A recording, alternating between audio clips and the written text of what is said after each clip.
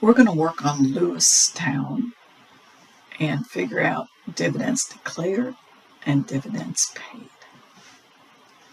So we're given the shift in dividends payable and the shift in retained earnings. And from that shift, we're going to be able to solve for dividends declared, which we get from retained earnings, and dividends paid, which we get from dividends payable. When it's declared, if it's a cash dividend, it goes into dividends payable. If you declare a stock dividend, it does come out of retained earnings, but it doesn't go into the payable. This payable account, it goes into stock dividends distributable in the equity section, and then ultimately into permanent contributed capital. So only cash dividends are going to flow through dividends payable. All right, so let's see here. Retained earnings, the beginning is the same as the end of last year. So that would be your $250,000. And the end of this year's $375. And it would go up by net income, which they give us, $285. And so we need to solve for X, which is dividends declared. So you can do this math, $250,000 plus $285,000 minus X equal $375.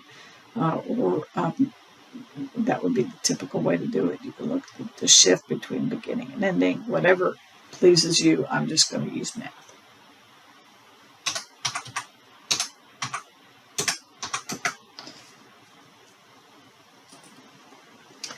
Of that $160,000 that was declared, $50,000 of it was a stock dividend.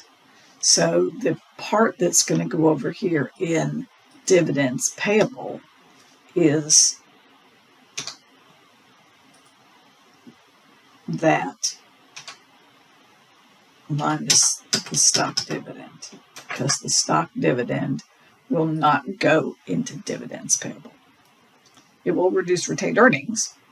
And you could make two line items if you like. You can say less stock dividends, less cash dividends. If you like, that's another way to do it. And that would be fine. You'll get the same answer.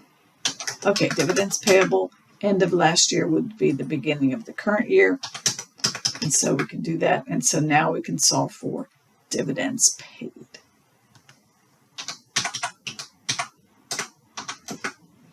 So I get $100,000 for dividends paid. Let me know if you have a question.